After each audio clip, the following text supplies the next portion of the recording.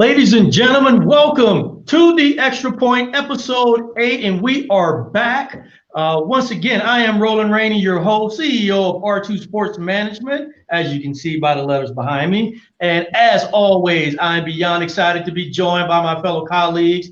Giving a big shout out to Robert coming out of New Jersey. How are we doing today, Robert? How's it going, Roland? Ready to talk some football?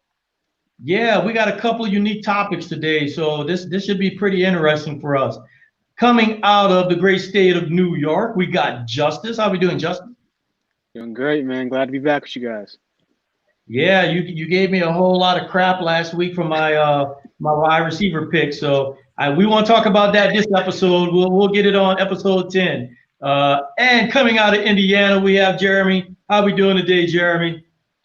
Doing good, Roland.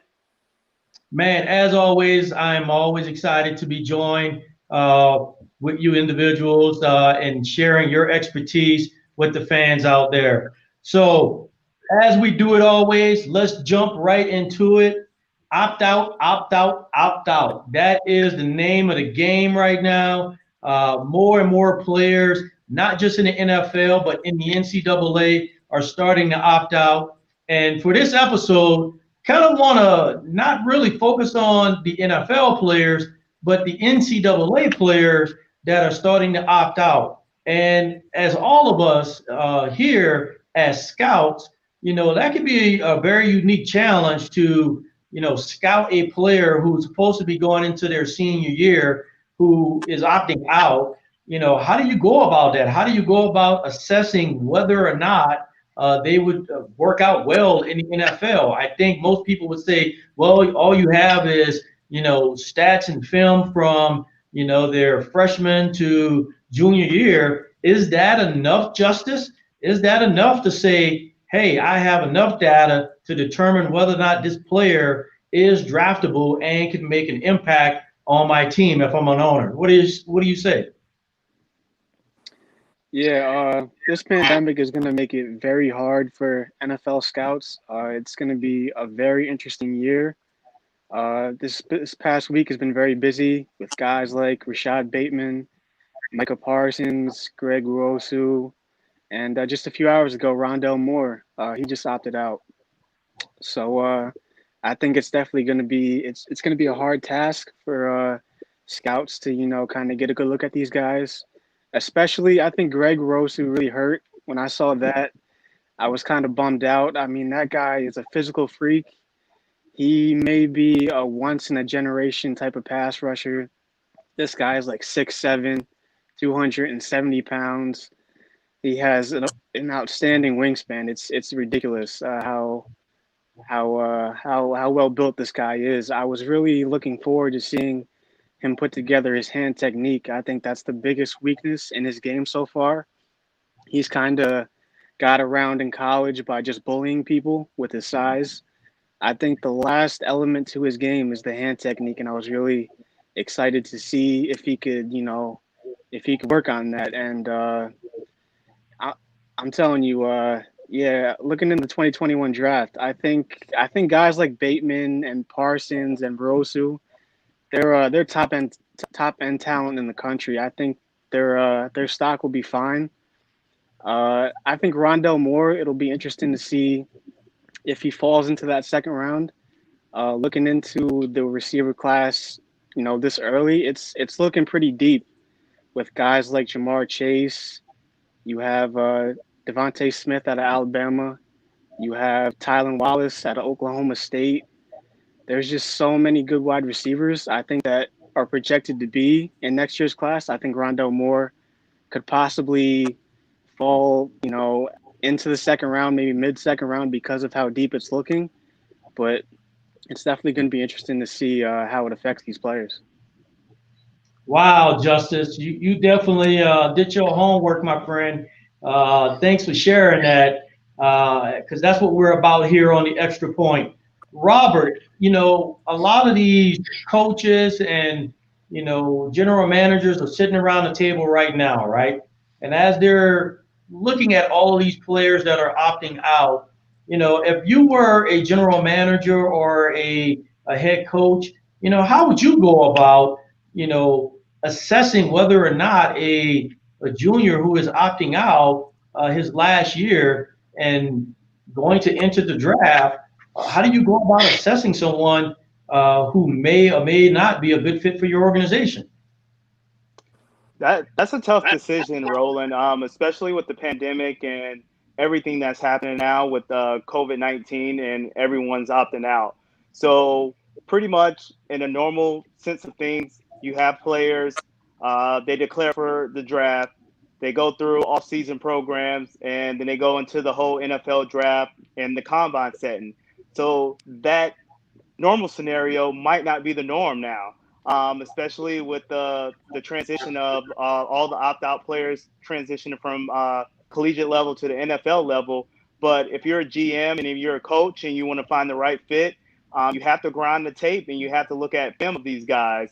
And I think I was talking to a colleague earlier in the week, and a lot of these, players that's opting out, they're first round talent.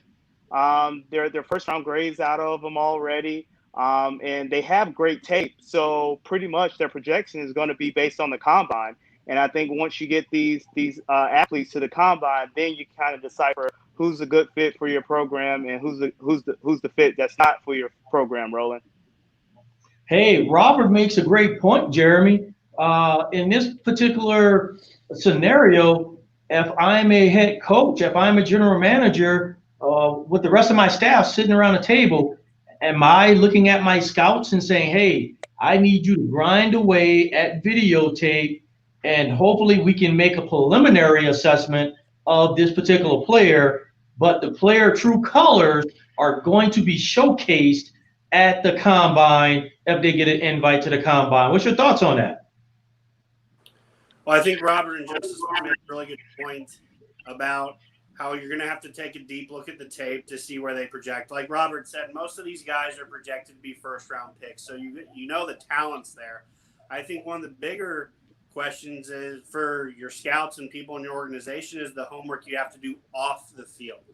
What type of player is Greg Rousseau practice to practice? What type of player is Rondale Moore, Rashad Bateman, all these guys opting out? Are they hard workers? Is this a genuine decision to just not play this year because they think it's at their best interests? I know a lot of coaches would like these guys to, compete and play, because when you're a player, you want to go out there and play. So coaches and scouts are going to want to see that fire, that football is important to them outside of just getting drafted high and getting a payday. So I would say doing your homework off the field is just as important as doing it on the field. And then Robert and Justice also made a good point. The combine is where these guys are going to be able to make their best case, showcase their athletic ability, since they're not going to have a senior year or even a junior year in the case of Rondale Moore, since he's declaring as a redshirt sophomore. All these guys have had very good tape. That's why they were projected to go so high. And they're just trying to protect their best interests and their investment so they can go high. They have the ability now to train year-round in a collision-free setting. One of the big worries is always, am I going to get hurt and jeopardize my draft stock? We've seen draftable players in the first round take out insurance policies on the first round just in case they do fall out for money purposes. So clearly these guys have made the decision that they're very comfortable where they sit, and along with, whatever future agent signs them, they're very comfortable where they're sitting because all these guys are projected to be first rounders. Like Justice said, Rondale Moore might be the only one that flirts with round 2. Maybe Caleb Farley if other corners emerge and the debate for that top spot really emerges. Kind of like this past draft where you saw A.J. Terrell go mid-first round. A lot of people had him down farther in the draft. So obviously the season can change a lot of things, but these guys are banking on the fact that what they put on the field so far is going to get them drafted high, and they're going to be able to just prove that they're as talented as they are at the combine through interviews and their on-the-field workouts.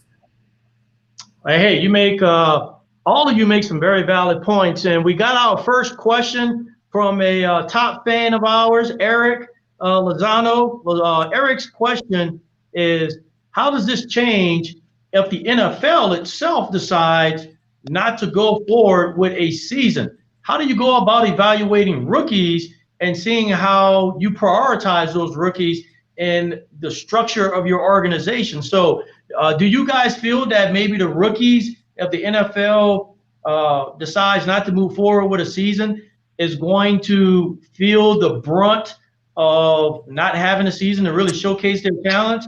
What do you say, Robert? I think so, Roland.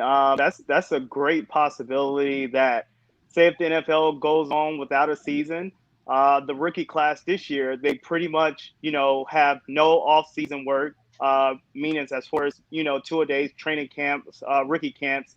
So, for example, you hear Amari Cooper come out early in the week saying, yeah, we drafted CeeDee Lamb in the first round. We're projected to have 3 1,000-yard receivers. So, say if it's no season, then I can see CeeDee Lamb, not regressing, but digressing in his second year, where you can see that because he doesn't have a lot of off the field work or a lot of team chemistry within the organization.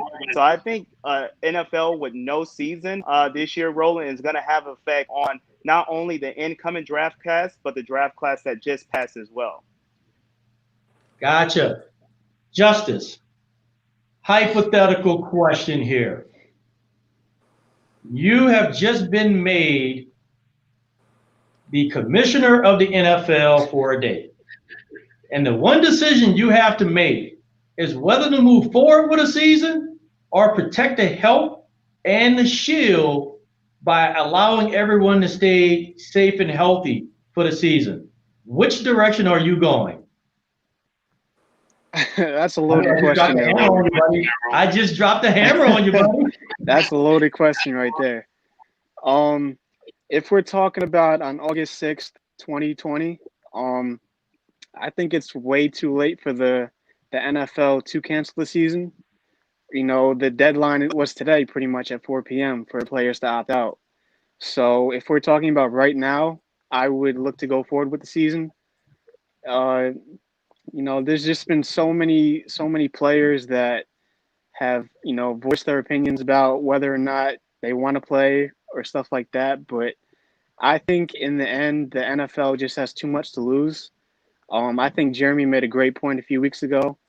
If the NFL were to cancel the season, it would have a tremendous impact on these GMs and these owners to figure out what they have in the rookies this year.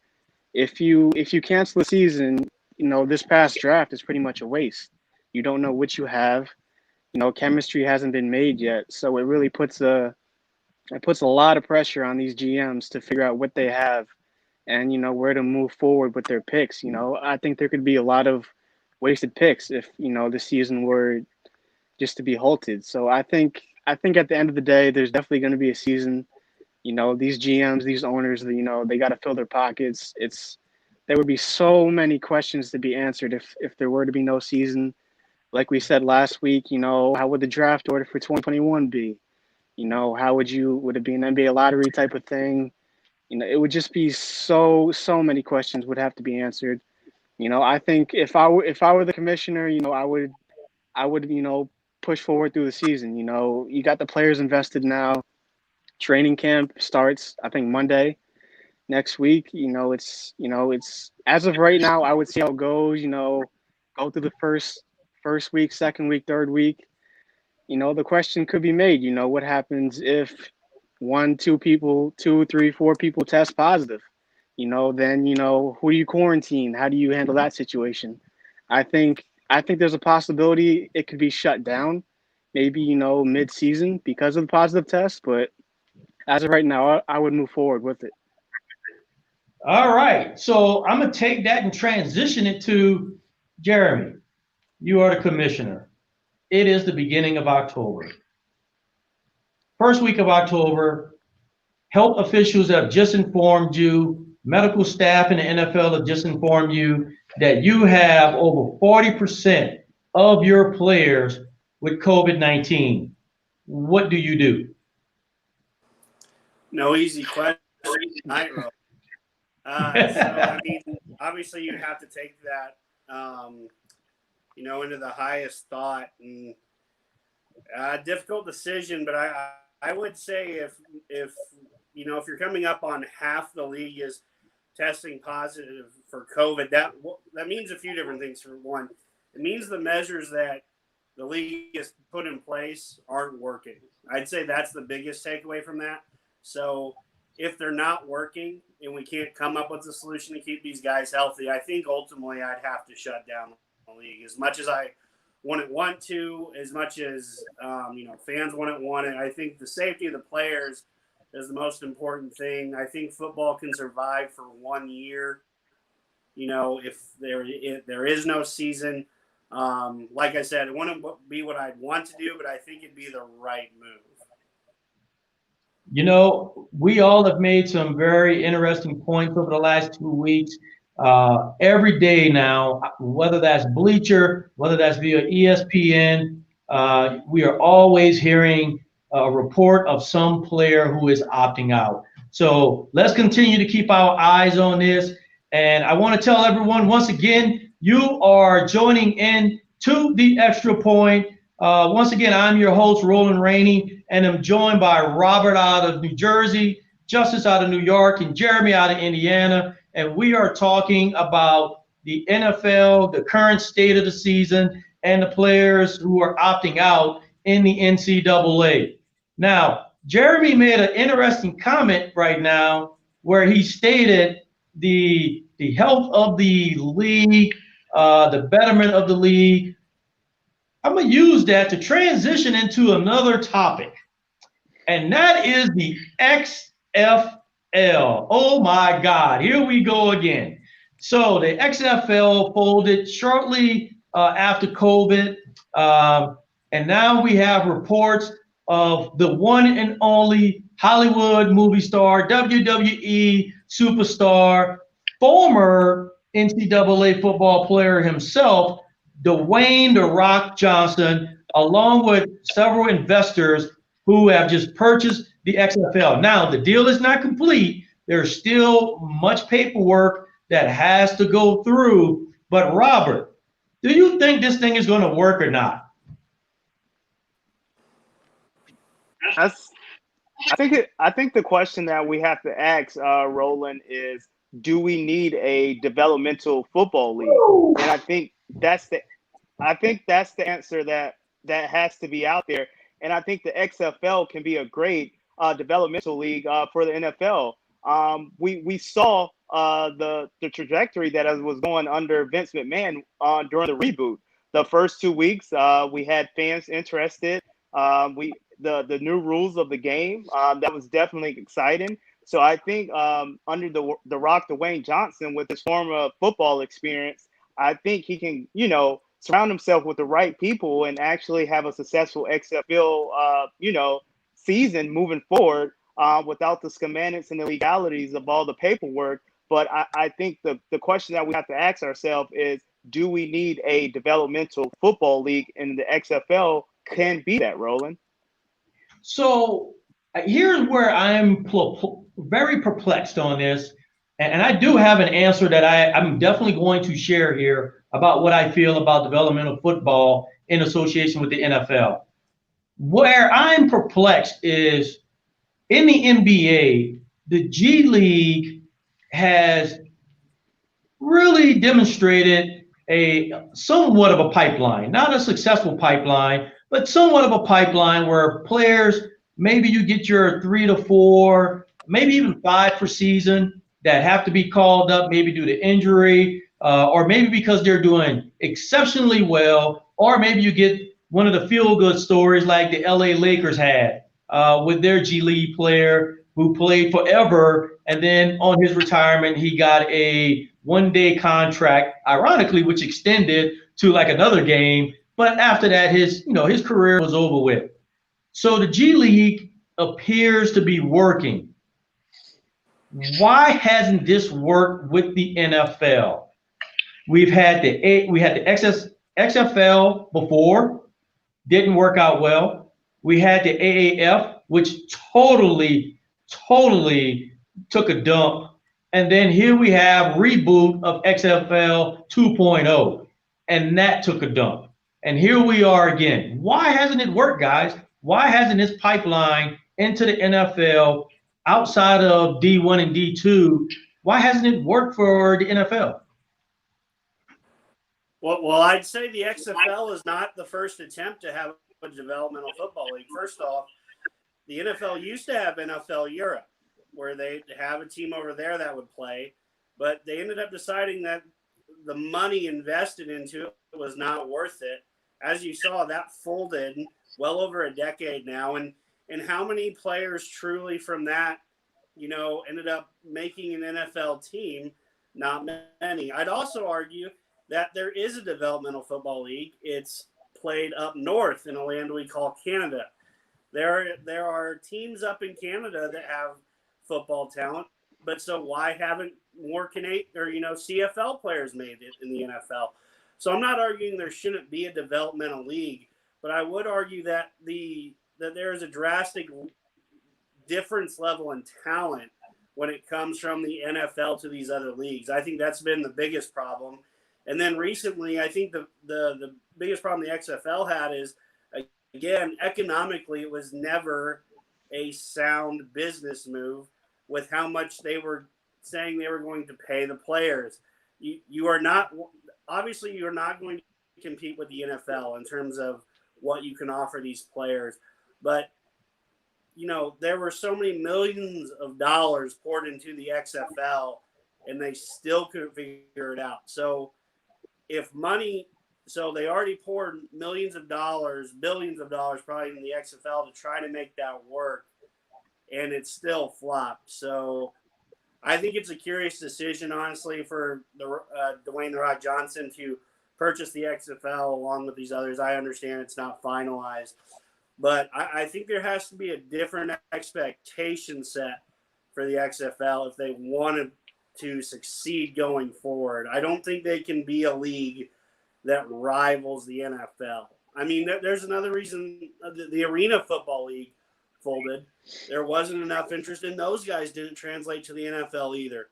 So it's not that I don't think a developmental football league should exist. I think we saw some early success in the XFL, but with the financial capabilities and the drastic level in different talent level, I think it's very tough for a developmental league to exist.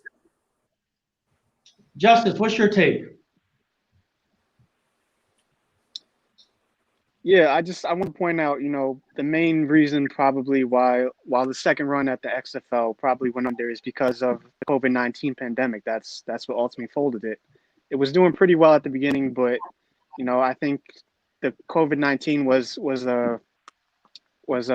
it for that run. But I will highlight, Jeremy made a good point. The main key in all of this is expectation. These owners the owners of the XFL in the past have really tried to compete with the NFL, and there's actually no competing with the NFL. NFL is big for a reason. Everyone wants to see it. There's no competing with the NFL. But as a big sports guy and myself, I see the MLB with their AA, AAA teams, and the NBA with their G League. There's got to be a way to have a type of league for developmental NFL players. There just has to be a way, and I think expectation was a great point to hit on. I will say, Dwayne "The Rock" Johnson, he's a charismatic guy. I'm a big fan of his. He's got a great work ethic, and I do want to highlight something interesting. I've researched his partner in this. Her name is Dany Garcia, I believe, and she is actually the first woman to own a sports league as of this contract. So I think that's a great historic moment for women. And what was also interesting to me was Dany Garcia was actually a former girlfriend of The Rock, and which is pretty interesting. She actually, once they actually broke up and got a divorce, she actually managed The Rock in his career. She actually managed his movie career. She managed his wrestling career. She's pretty much managed everything that The Rock is, and I think I think it's interesting. It's going to be interesting to see, what they can put together and how they can work together on this, because they've shown the ability to do it in the past. So here is my take on this, and it's pretty harsh. There is only one way a developmental team can work in association with the NFL.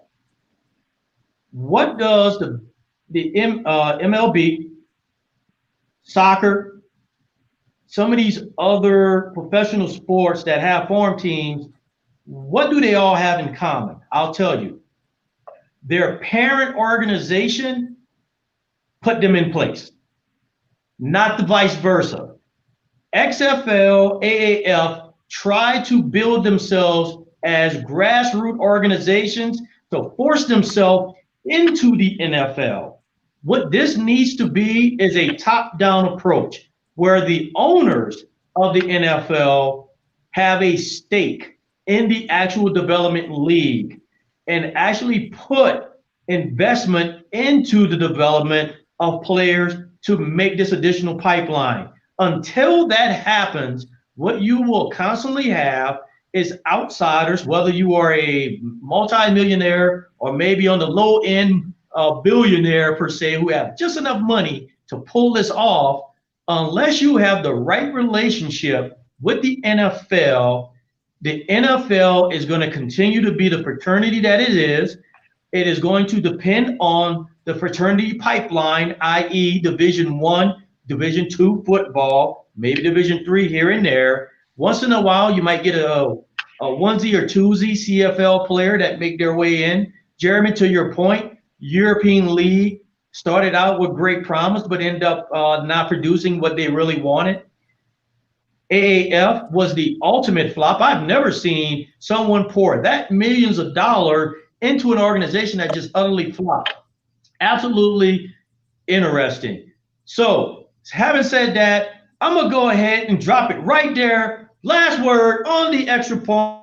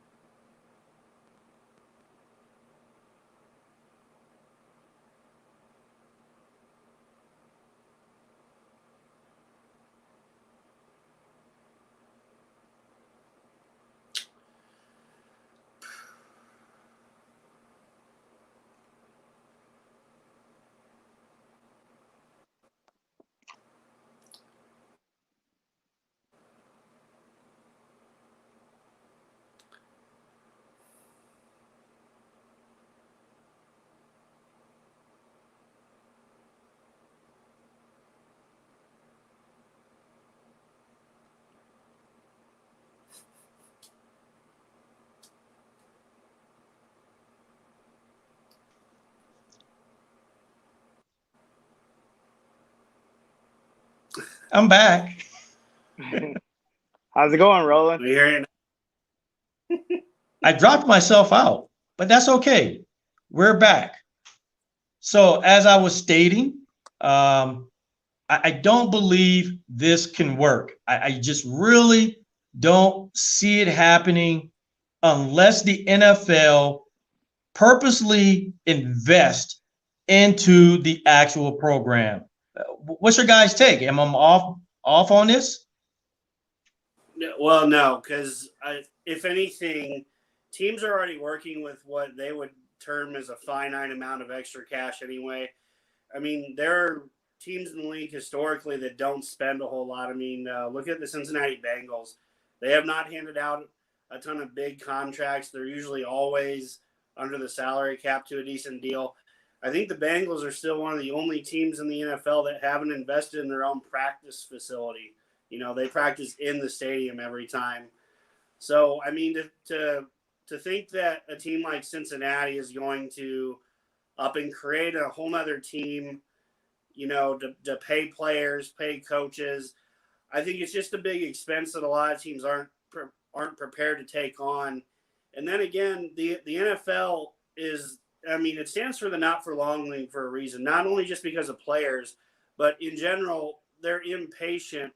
They don't let something develop. They want instant results. And sometimes, I mean, a lot of people are like that. If you don't see instant results, sometimes it's real easy to go ahead and scrap something and say, oh, this didn't work. We're going to save our money. We're not going to invest in this. But I do think you made a great point, Roland. I think there has to be a league-wide unity that says we really actually want a developmental football league. All the teams need to invest into it. That's the best way to do it. The biggest problem with the XFL and all these other systems is there's no revenue going into it. There's a lot of expenses, but there's literally almost no revenue outside of the TV because you don't have the fan following. You don't have the same type of marketing that you get with the NFL. There's a lot of different things that go into that. And like you said, the NFL as a whole, all 32 teams are going to have to want that developmental football league if it's going to work.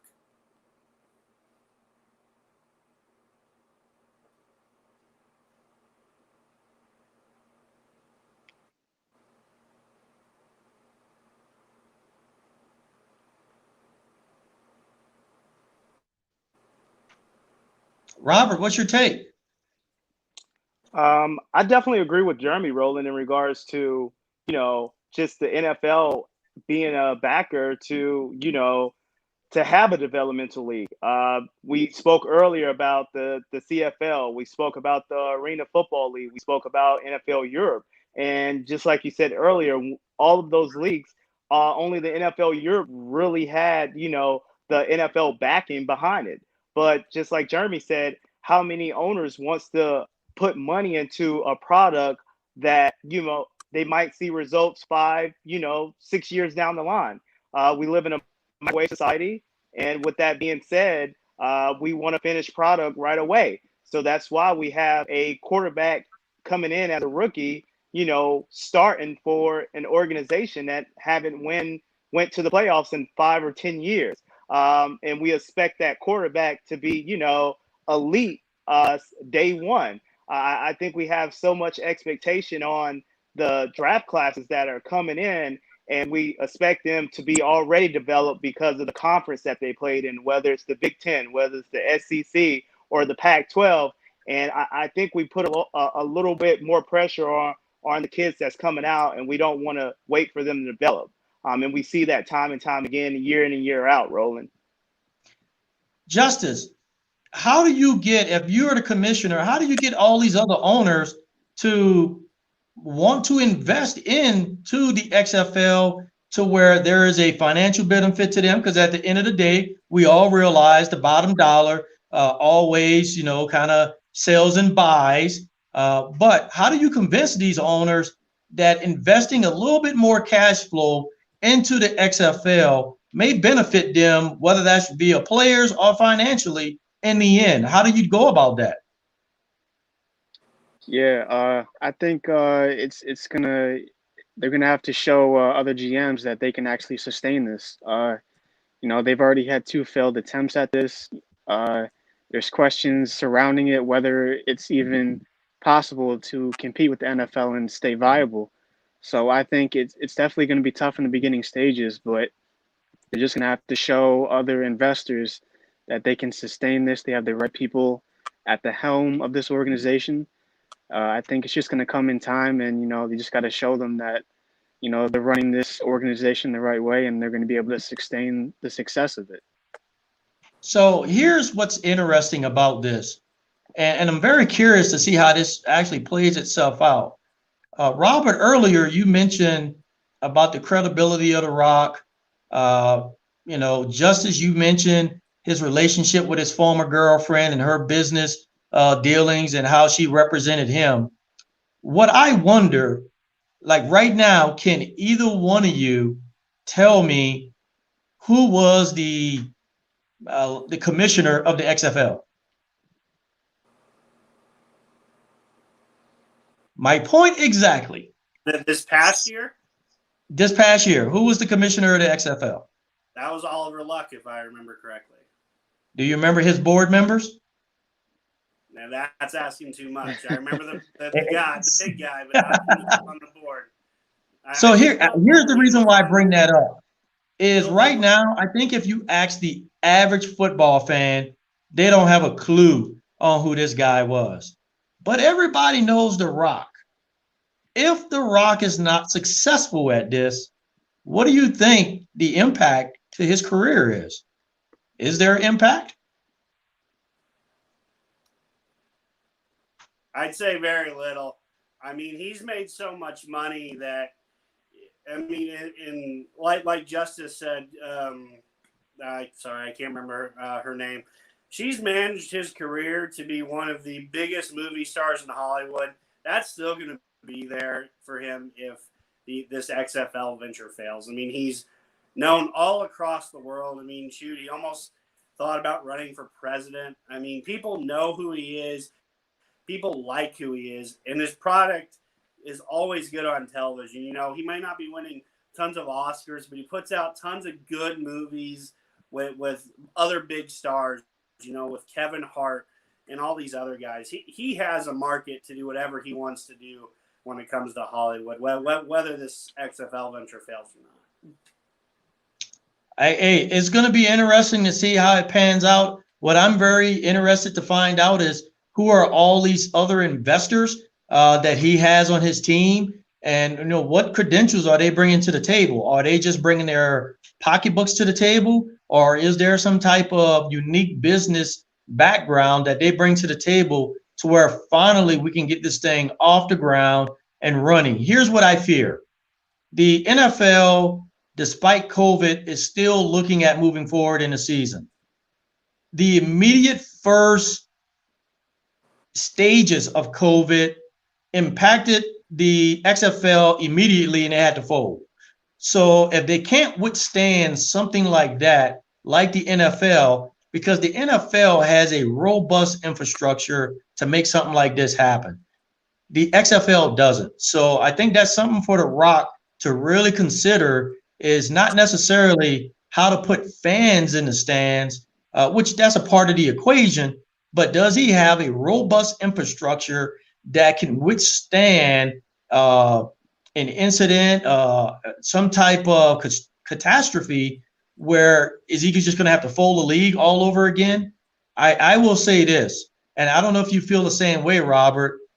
If the XFL folds again, I don't believe there is any room anymore for anyone to take the chances of building a developmental league.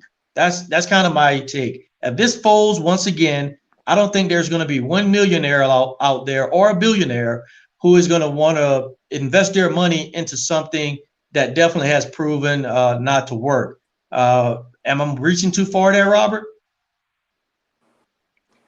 I don't think you're reaching too far, Roland. I definitely agree with you to a certain extent. We've seen this business model, you know, die time and time again. And hopefully this can be the one shining moment to have a supplemental football league towards the NFL moving forward. But just like you said, I don't think you're reaching too far if this fails, if we ever would see something like this moving again. I tell you, I'm very much looking forward to this one because I want to see how people react to having someone like The Rock, you know, huge movie star. Of course, this HBO special he has, Ballers. You know, people are gonna see what type of, you know, antics are gonna stem from that. His former football career. I just think it's going to be very interesting to see how it all comes about. So as we getting ready to wind down this episode, once again, leaving the last word, Justice, what's on your mind? Yeah, sticking with the XFL, I think something interesting to talk about with you know, the XFL that folded in February. You know, the pandemic had just hit, and you know, it was unprecedented. You know, leagues didn't really know what to do and how to handle it. But you know, fast forward 4 or 5 months later, the NBA's back, UFC's back, baseball's back. They got these, you know, organizations back that, you know, are figuring out how to, you know, keep it moving with these restrictions and everything. And I think what's interesting is the XFL is only 8 teams, so I don't think it would be too hard to put those teams in a bubble for, say, a season. and, perform out a season. I think that's an interesting avenue to think about. The NFL, they can't do a bubble. They got 32 teams. It would be crazy to have 32 teams in a single bubble. They would have to spread it out to regions across the country. So I think a positive thing to look at is there's only 8 teams in the XFL. It would be pretty manageable to keep them all in a bubble for 6-7 months. So I think that's something to definitely look at going forward. Jeremy, over to you. Last word. What's on your mind?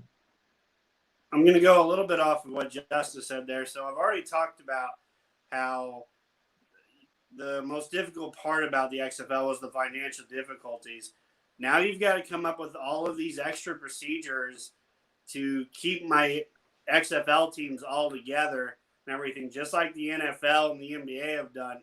You're asking again for a lot of money for a product that doesn't make any. Business 101, you have to have a product that people want to buy and continue to go to. My biggest issue is there's just no money being made. No business can sustain itself if no money is being made. I think it's been the case constantly with the Arena Football League, the XFL twice. We've seen it time and time again. If there is no money being made, whatever efforts The Rock is going to put into this it's just going to fold. So the biggest thing is you're going to have to come up with a product that people want to go see. It's not that there weren't fans in the stadium at XFL games, but you're not going to be able to charge NFL pricing to go to these types of things because they don't have the notoriety that the NFL does or any NFL team. Or the biggest problem is there are no fans of any one true team. That's one thing all these NFL teams can lead back on. They have decades of fans and support that will keep coming to games, even how bad they are. Shoot, Cleveland has fans in the stand every I knew year. it was coming. They have not won a playoff game in, I think, 23 years because they Cincinnati. have this undeniable belief that the next year could be that year. And don't get me wrong, I'm not trying to trash Cleveland or anything, but I'm using it as an example of the undying and unwavering support some NFL franchises have. The XFL has no true fandom whatsoever, and that's the big driver of money because they're going to buy apparel, they're going to go to games. They're the ones that are going to spend their money into going to games and whatnot. And then the other thing is, if you want the massive TV deal, the product has to be exemplary to command the type of TV contracts and money that is going to fund this league. That's why the NFL has a $200 million salary cap for 32 different teams. They have a revenue stream just through the TV contracts that pretty much funds every contract they sign a player to. As for the XFL, I mean, these guys are making 1% sometimes of what big contract players are making in the NFL. That's the other thing to me that sticks out to me financially is what is a fair and acceptable wage that players are willing to accept? Because I think in this past model in the XFL, how you had 3 different levels of signing players. I can't remember the exact dollar amounts. I want to say it was like 70,000, 50,000, and 30,000 or something. You only had a few top dollar players, but I just don't think that's even realistic because if you field a team the size of an NFL team, if they all take the $30,000, that's a ton of there's millions of dollars just invested in your team. You got to invest in coaches. You got to invest in trainers. I mean, don't get me wrong. Sports is one of the undeniable places where you can get free work and free interns all the time because people are willing to do what it takes to break in. But just the whole model has to dramatically find some success at some point. So it's not just a 2-year, 3-year thing. So it's more of a long-term success. Everyone wants that short-term success so quickly. That's why we said, the NFL is going to have to invest if they want to see it succeed. There's just so many financial questions when it comes to the XFL. I just have serious concerns and serious doubts that it's ever really going to be a thing, as much as I'd love to have the developmental football league. Man, mouthful there, Jeremy, but it was sorry, all money, all money. You hit on several important points, and no matter how organized the XFL is, I think the business model and the infrastructure has to be in place, and if it's not, the rest just doesn't work. Robert, last word, over to you. Yeah, Roland. Last word is that earlier in the week we heard about Antonio Brown's 8-game suspension. And last week we talked about, top 5 receivers. And I just want everyone on the panel to kind of put on their GM ownership hats and, say if Antonio Brown, he's serving the 8-game suspension. If you're a GM or you're an owner, would you take him and would you sign him to put him on your team? So I just want to hear everyone's thoughts on that. You go first, Roland. No. I don't take the chance. I don't invite that distraction into my locker room. One of the first things and one of the biggest rules with being a general manager of an organization is you always want to build a culture and climate that can thrive. That's why the San Francisco 49ers under Lynch did so well, because Lynch and Parag and the rest of that coaching staff with Shanahan, they thrived together. They built a culture and a climate of a sound relationship. Now, could you imagine mid-season interjecting an attitude of Antonio Bryant into the culture and climate that they built? Too much distraction. I say no.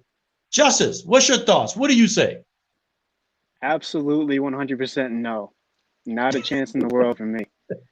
I'm sorry. After what I saw with the Raiders and, what we're going through right now, the whole pandemic, the league is really cracking down on, quarantining after practices and games. And if anyone on this show can trust Antonio Brown to stay in his house can stay in his house after football, I would call you crazy. We already saw Lou Williams in the NBA go to the strip club on his day off or whatever, and I can only imagine what Antonio Brown would be doing if he was stuck in the house all day. So no for me, 100%. Jeremy, do you take him? No. There is no way I'm inviting the Antonio Brown show into my locker room for 8 weeks. Where, not to mention, he's not doing anything. He won't even be at my facility probably under the NFL suspension rules. So he's a walking time bomb I get in 8 weeks. No way. There's no way I'm bringing the AB show because, one, not only is he suspended for 8 games, a Miami judge handed down some more verdicts today where he could be even suspended even longer. And the last thing I'm doing is giving a guy like this money to go do stuff, because that's exactly what he does. He's made millions of dollars. He goes and does whatever he wants. That's what the big thing has been ever since he left Pittsburgh.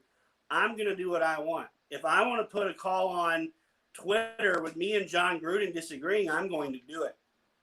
No way. There's no way this guy is going to get signed, in my opinion, with the suspension looming and a longer suspension coming. But no one's going to invite that distraction into their locker room. I know Baltimore and Seattle have flirted with it. They're still flirting with it, supposedly. Marquise Brown, has come out and said, it'd be fun to play with my cousin. Seattle has come out and said, he could be a piece. But if I'm an NFL team, we just had one of the best wide receiver drafts in a long time come through the NFL. There are lots of young guys that are willing to work their butts off and prove that they belong.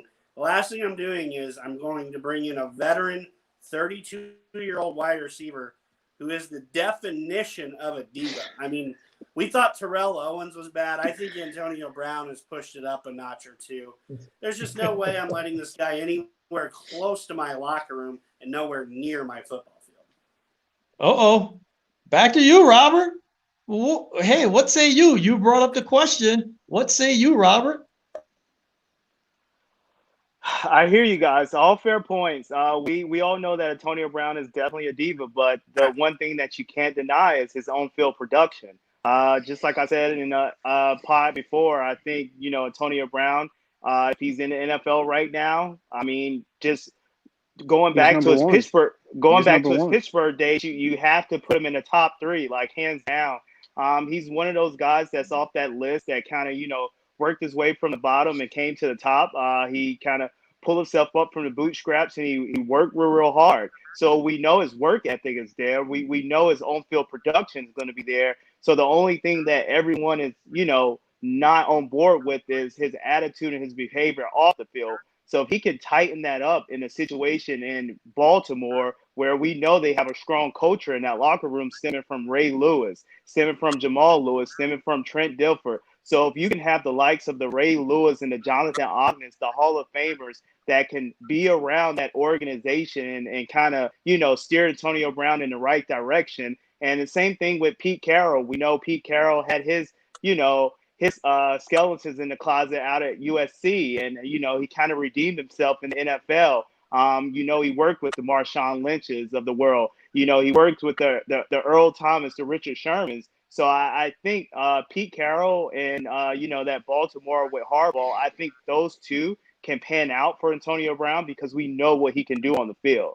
So if I'm a GM and I can clearly say, okay, it's only going to be an 8-game suspension.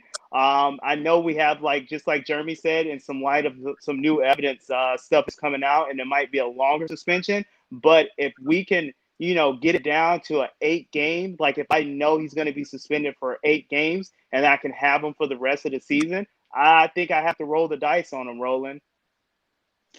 Wow. I knew Hey, that was look. Hey, that definitely valuable points all around. I think what you are making, Robert, is a valuable point about production. What can you do for me? What can you bring to the table to help me get to a Super Bowl?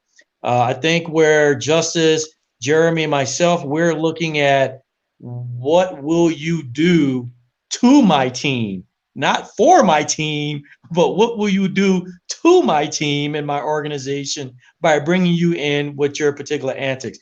This is a very interesting conversation because you're talking about what someone can do for versus what someone will do to your organization. Hey, this actually might be a great topic for episode 9 next week here on The Extra Point. Once again, I am beyond thrilled to hear Justice and Jeremy and Robert and the things that they bring to the table, discussing football. And as you can tell, they bring true bona fide insight to the game. They do their homework. Go back and look at the beginning of this episode and listen to Justice and listen to the homework he did concerning those NCAA players, the insight that Jeremy brings. And I love how Robert always brings just a different lens to a topic. He always puts an added twist on how you're looking at something. And this is the quality of scouts that we have right here on The Extra Point. Thank you very much, Eric Lozano, for that comment. Eric is saying, a good show, guys. Look, I love what we're doing. We will continue to do it as we move forward to episode 9 next week. Once again, I am Roland Rainey, CEO of R2 Sports Management. And for Robert Parker out of New Jersey, Jeremy Coleman out of Indiana, Justice Gordon out of the great state of New York, I say to all of you, good night. Have a great week. Take care.